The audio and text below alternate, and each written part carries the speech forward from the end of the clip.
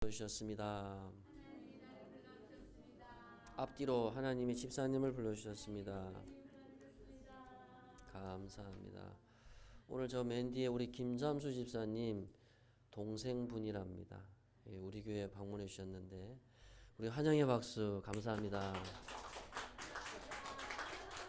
우리 축복송 하겠습니다. 주의 사랑으로 환영합니다.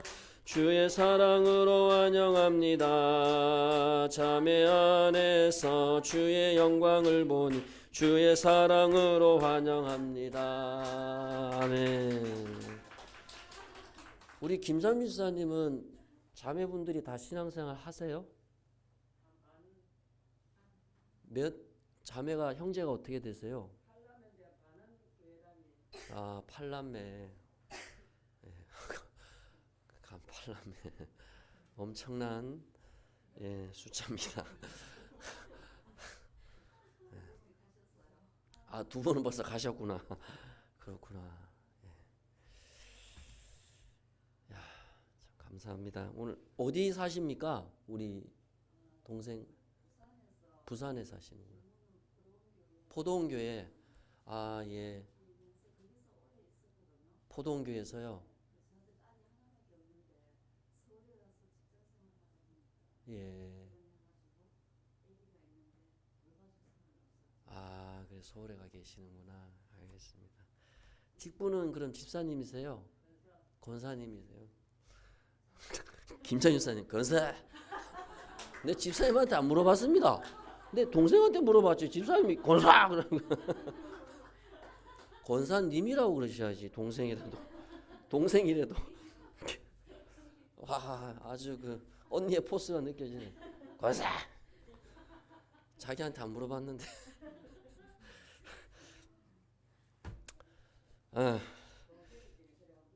예, 감사합니다. 네. 우리 예전 사자성어에 전화위복이라는 말이 있습니다. 재앙이 바뀌어 복이 된다. 우리 안 믿는 사람들도 사실은 이 세상이 다 순환된다고 생각을 하고 있어요. 고난이 지나가면 기쁨이 오고 또 기쁨이 지나가면 고진감래라는 말이 있습니다. 세상 사람들도 기쁨이 있지만 그 기쁨이 계속 되지 않는다라고 알고 있어요. 신기하게. 그 기쁨이 지나가면 또 고난이 온다는 겁니다. 이 세상의 이치가 다 이렇게 순환이 되는데 안 믿는 사람과 우리 믿는 사람의 차이가 뭐냐 하면 그 사람들은 자연의 법칙이다.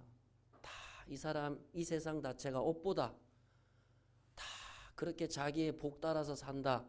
그렇게 이야기를 하지만 예수 믿는 사람은 그렇게 이해를 하시면 안 되고 뭐 전화위복이라는 말도 좋고 고진감래도 좋지만 우리 인생 자체에 고난이 또 즐거움이 되고 또 눈물이 기쁨이 되는 것은 전화위복도 아니고 고진감래도 아니고 다 하나님의 뜻과 섭리 안에서 우리에게 주어진다는 겁니다. 그래서 여러분 인생에 너무 고난이 오고 아픔이 온다고 해서 실망할 필요는 없습니다.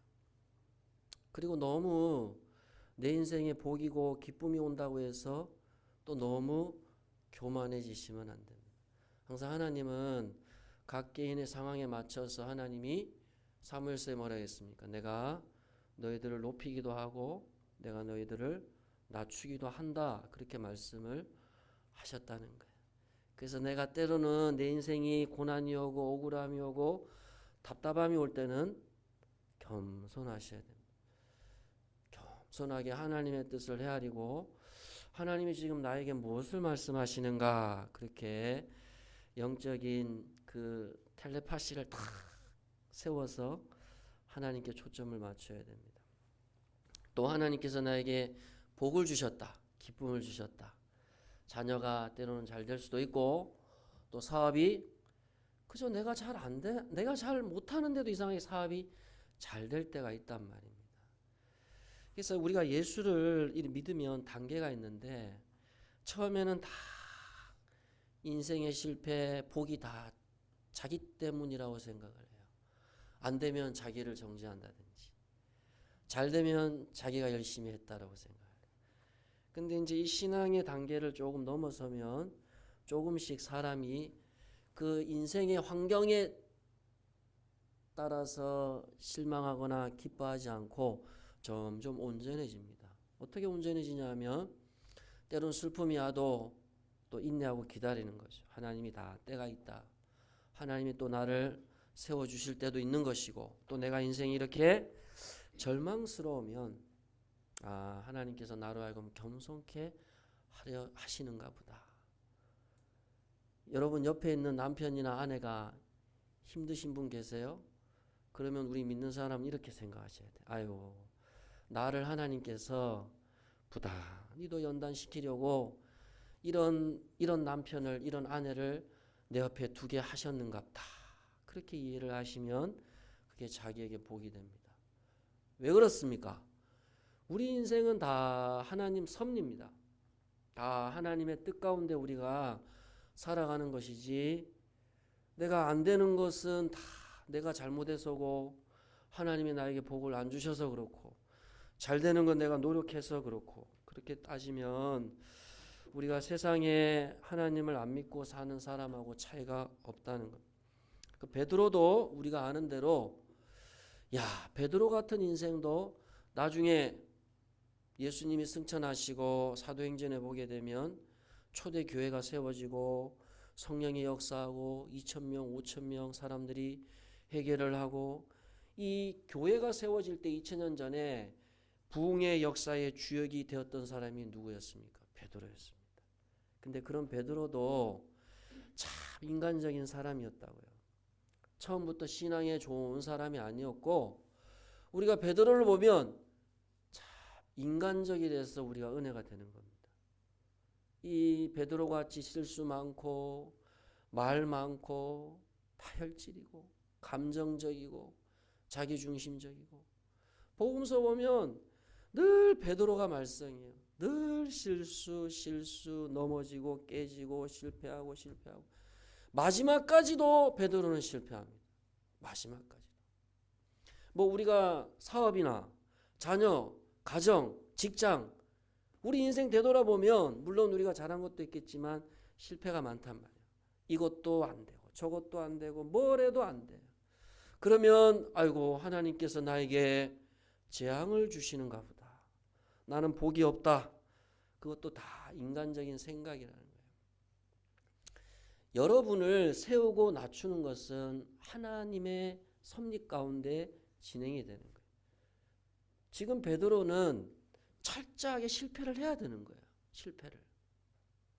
왜 그럴까요, 여러분? 예수님이 마지막 만찬을 하고 나서 자정을 넘어서 새벽이 됐을 때 겟세마네 동산에서 기도하실 때 군병들이 왔어요. 그래서 예수님을 붙잡아 갑니다. 새벽 한 3시, 4시쯤 대제사장 집에 끌려가요. 근데 모든 제자들은 다 도망을 가는데 베드로는 예수님을 끝까지 쫓아가는 거예요. 어떻게 해요? 멀찍이서. 왜 멀찍이서 쫓아갈까요? 여차하면 도망가려고. 그러니까 베드로가 3년을 예수님을 믿었다지만 실제적으로 베드로는 예수님을 진짜 인격적으로 믿는 게 아니고, 어떻게 하면 예수를 이용해서 내 인생 잘 되고 잘 먹고 잘 살아보세, 그렇게 예수를 따라갔던 사람이라 할 수 있는 거예요. 그래서 예수님이 베드로를 보니까 얘 안 되겠구나. 너무 자기 자신을 모르는 거예요. 베드로가 자기가 수제자고, 불과 하루 전에 베드로가 뭐라 그랬습니까? 주님 걱정하지 마십시오. 제가 주님을 위해서 내가 감옥에도 가고 내가 죽음도 불사하겠다고.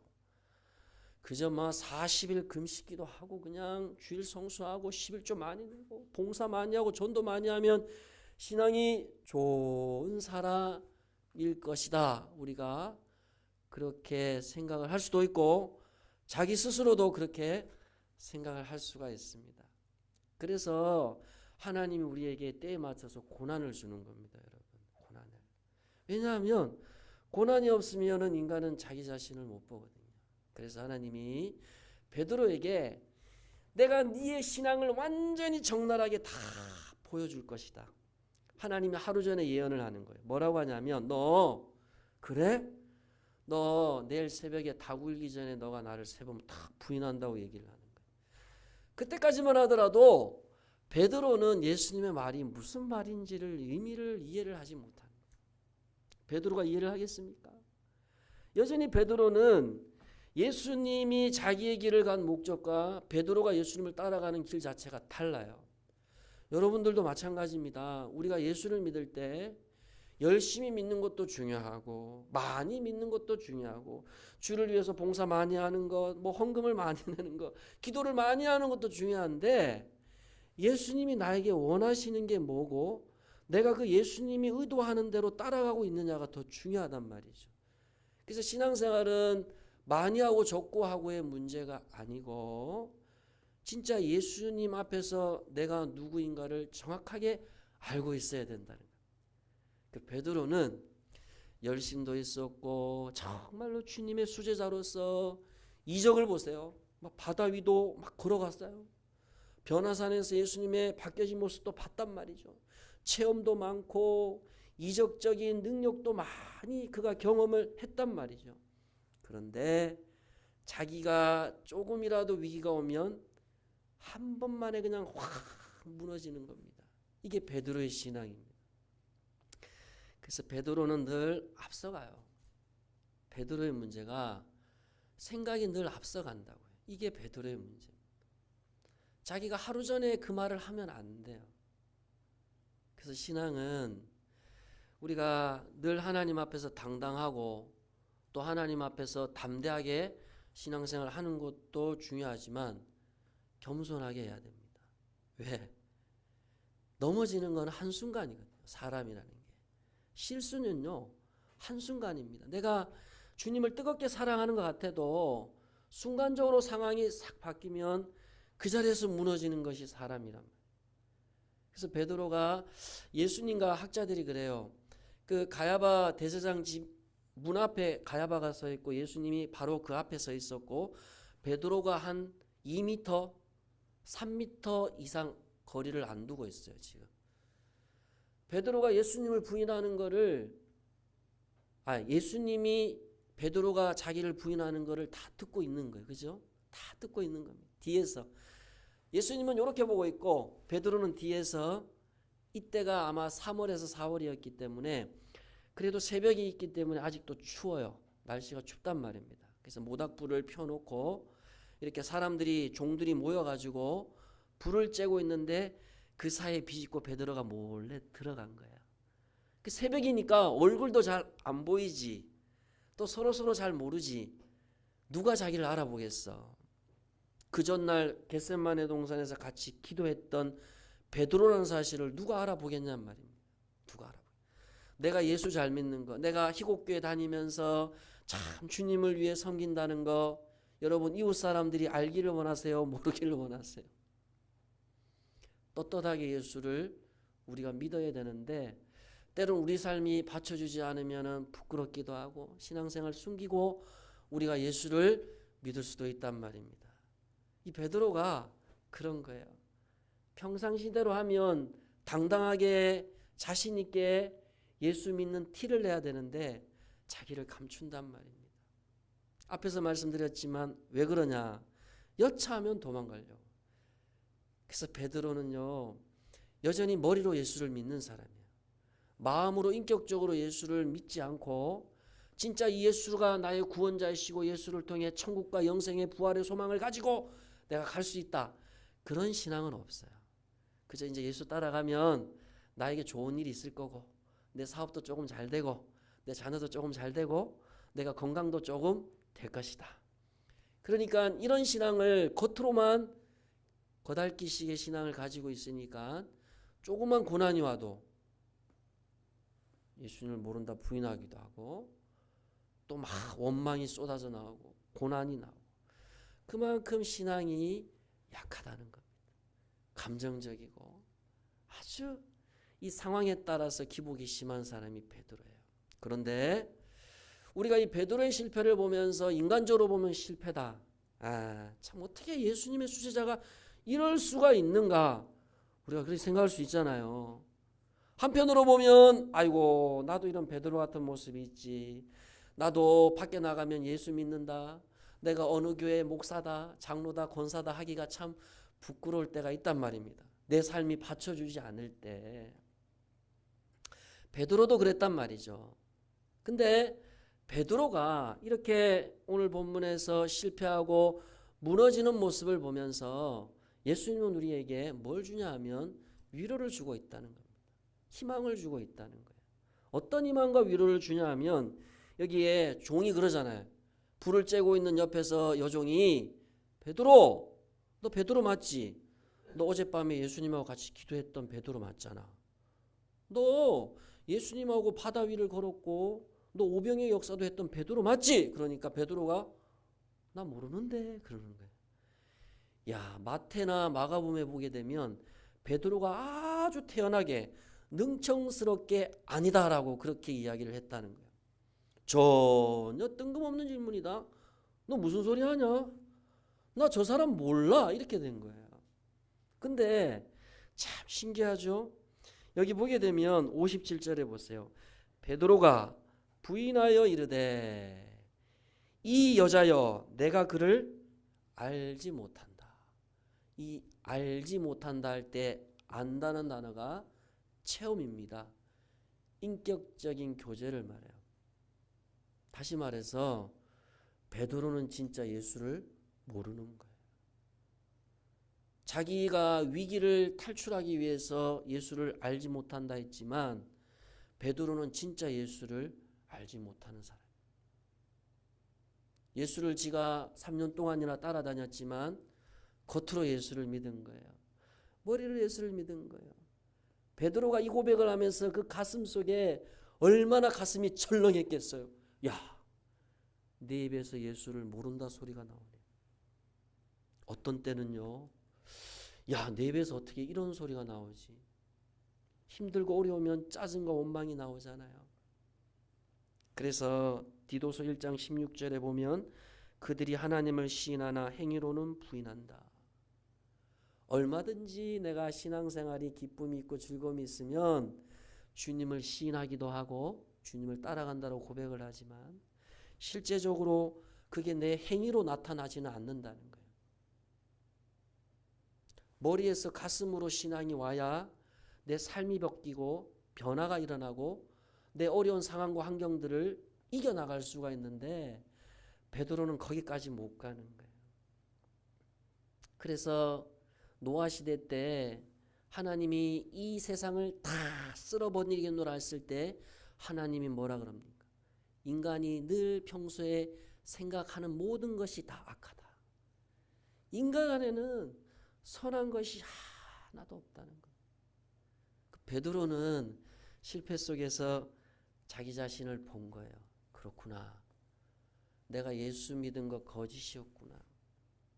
그렇게 내가 뜨거운 것 같았고 성령 충만한 것 같았지만 상황이 조금 어려워지면 한순간에 예수님을 배신할 수 있겠구나. 그런 자기 자신을 보게 되었다는 겁니다. 그래서 예수님도 복음서에 뭐라 그랬습니까? 음식이 내 입에서 내 몸으로 들어가서 그 음식이 나를 더럽게 하는 것이 아니고 사람의 몸 안에 있는 악독과 간음과 미움과 시기와 질투, 고집, 혈기가 사람을 더럽게 한다는 겁니다. 여러분, 우리가 하나님 믿다가도 실패하고 무너질 때 첫 번째 우리가 기억해야 되는 것은 그럴 수 있는 거예요. 왜 하나님께서 저와 여러분에게는 실패를 주실까요? 너는 원래 그런 사람이라는 거예요. 우리가 늘 하나님의 선을 쫓는 것 같지만 우리의 재성 때문에 그 하나님을 쫓다가도 우리의 혈기대로, 우리의 욕심대로, 우리의 또 미혹에 넘어져서 충분히 하나님을 거절할 수 있다는 것을 베드로를 통해서 볼 수가 있다는 겁니다. 여러분 욥기서도 보세요. 욥이 의인이라 그러잖아요. 그런데 욥기 38장에 보면 하나님이 가만히 듣고 있다가 하나님 내가 뭐 잘못했습니까? 내가 정직하게 살았는데 하나님 뭐라 대답하죠? 그게 바로 네 실수다. 네가 어디서 네 의를 나한테 나타내냐? 너 염소가 새끼 놓을 때 네 어디 있었냐? 내가 이 바람과 바다와 강을 창조할 때 네 어디 있었냐? 인간은요 아무리 하나님 앞에 선하다 할지라도 하나님 앞에 아무것도 아니라는 거예요. 그래서 시편에도 보게 되면 우리가 하나님께로 가까이 가면 갈수록 그 하나님의 빛 앞에서 우리의 허물을 적나라하게 보게 된다는 겁니다. 예수님이 베드로에게 실패를 통해서 그런 기회를 준 거예요. 베드로야, 너가 신앙이 좋고 네가 다른 사람보다 특별해서 내가 너를 부른 게 아니라는 거예요. 베드로는 실패하고 무너지고 깨지는 사람이라는 거예요. 그럼에도 불구하고 내가 하나님의 넓은 사랑과 은혜로 내가 너를 불러준 것이지, 네가 자랑할 게, 네가 네 스스로 과신할 게 아무것도 없다는 겁니다.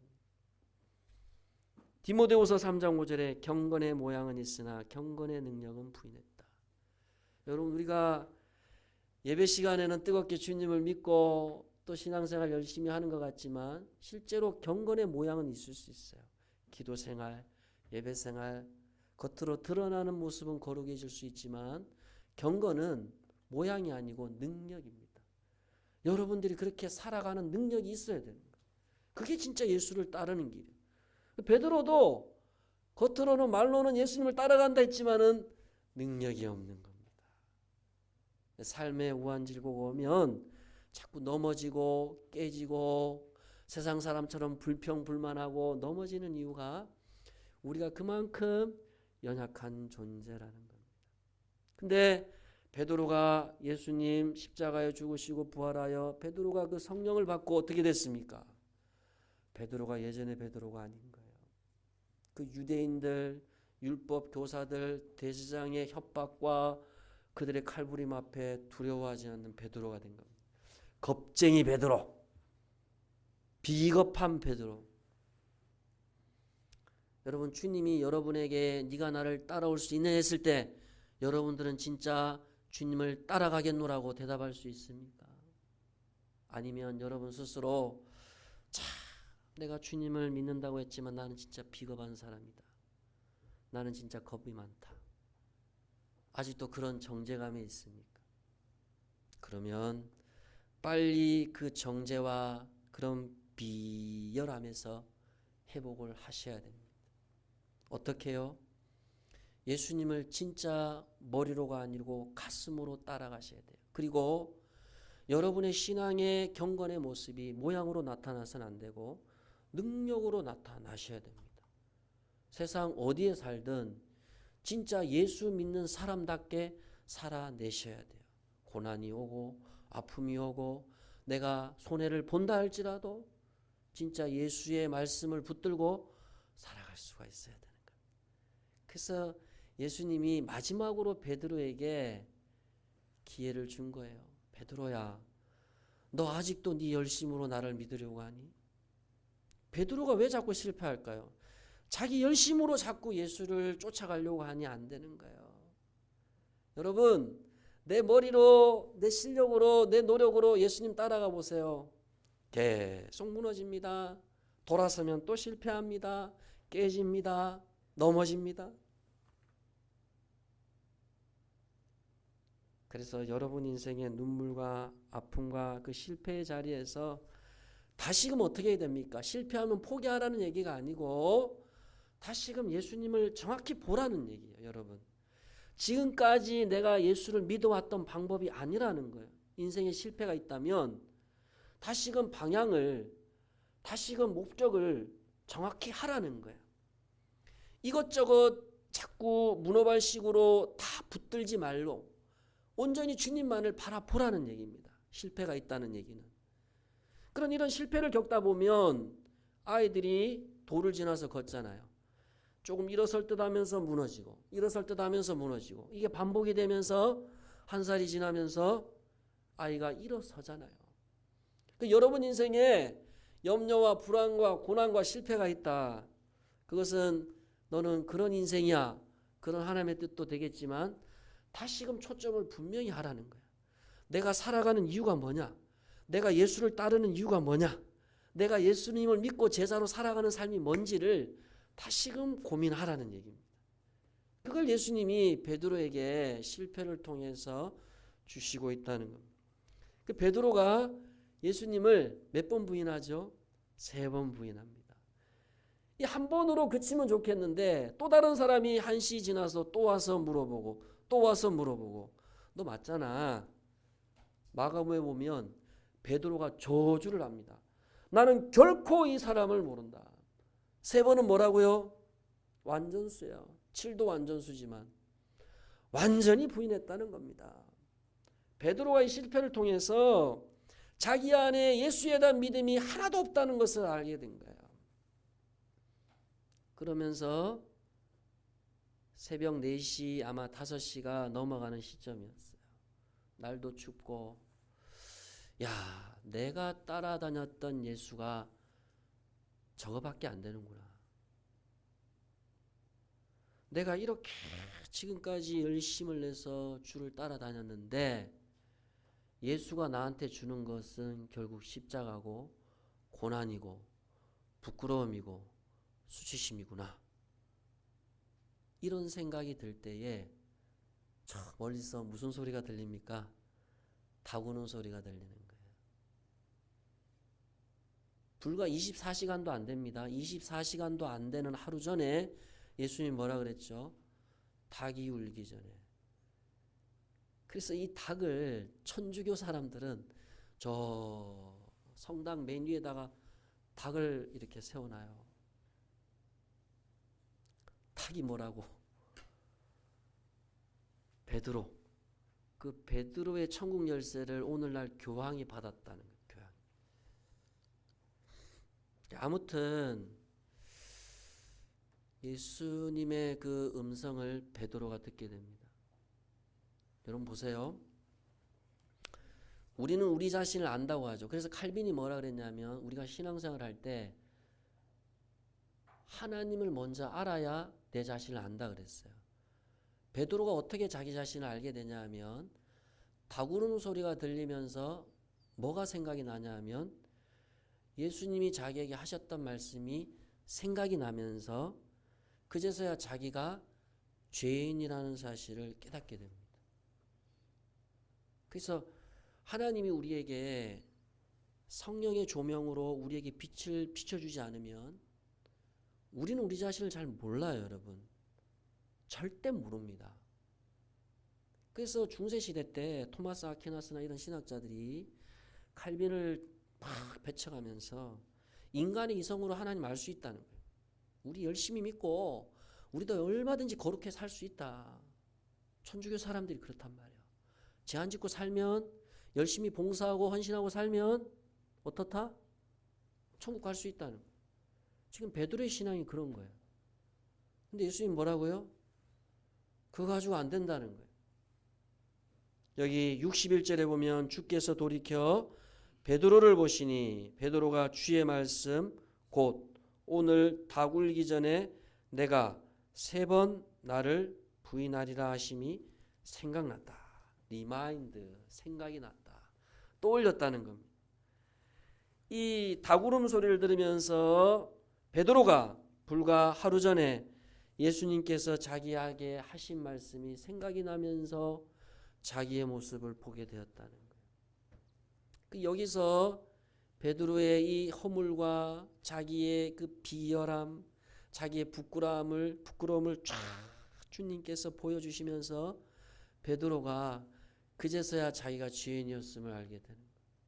아, 나는 주님이 나를 깨닫게 해주지 않으면 내가 깨닫는 게 아니에요, 여러분. 내가 예수 믿는 게 아닙니다. 주님이 나를 조금씩 자기 자신을 보여주시고 기쁨을 주시고 은혜를 주시고 믿음을 주셔야지만이 우리가 예수님을 쫓아갈 수가 있고 예수님을 믿을 수가 있다는 겁니다. 그래서 야고보 사도는 이렇게 말씀을 합니다. 말씀을 듣고도 행하지 아니하면 그는 거울로 자기 얼굴을 보는 것과 같다. 말씀이 거울이라는 겁니다. 거울. 여러분 아침에 거울 보셨죠? 내 얼굴이 어떤지, 뭐가 묻었는지. 말씀이 깨달아져야 나를 볼 수가 있는 거예요. 말씀이 믿어져야 그제서야 내 안에 믿음이 생기는 겁니다. 베드로는 철저하게 자기 자신을 되돌아보면서 그렇구나. 왜 내가 이 많은 사람들 앞에서 이렇게 비겁한 모습을 보이게 하셨을까? 여러분들도 지금까지 살아오시면서 그런 생각 안 해보셨어요? 하나님, 내 이 마지막 자존심까지도 하나님께서 완전히 무너뜨리는 순간이 올 수가 있습니다. 완전히 내 이거 마지막 자존심인데 그 자존심 붙들지 마세요. 완전히 모든 것들을 다 내려놔야 되는 거예요. 내려놔야 그제야 하나님의 은혜가 깨달아지고 나를 하나님께서 왜 인생 그렇게 많은 실패 속에서 나를 여기까지 인도해 셨는가를 알게 되는 것. 아, 그렇구나. 나같이 실수 많고 부족한 사람 하나님께서 이 고난이라고 하는 실패 속에서 나를 붙들어 주셨구나. 그 고난 속에서 내가 누구인지를 알게 되는 거예요. 답이 없는 인생 하나님께서 말씀의 빛으로 비춰주셨고 내 자신의 연약함을 보게 하셔서 온전히 주님을 따르도록 하게 하셨다는 거예요. 여러분 우리 주변에 보세요. 고난과 시험과 시련을 통과해서 믿음으로 이겨나갔던 우리 신앙의 성도들이나 우리의 선배들을 보게 되면 그 성품 속에 주의 은혜가 있는 거예요. 그 어떤 인간적인 과시나 욕심, 교만이 없어요. 참 겸손하게 주님을 섬겨가는 우리 주변의 신앙의 그리스도인들을 우리가 많이 볼 수가 있다는 겁니다. 우리 희곡교회 성도들도 여러분 안에 고난이 있으세요? 실패가 있으세요? 그 실패와 고난 속에 여러분을 만져가시고 다듬어 가시는 주님의 은혜를 붙드시고 또 한 주간 승리하시는 저와 여러분 되시기를 축복합니다. 기도하겠습니다.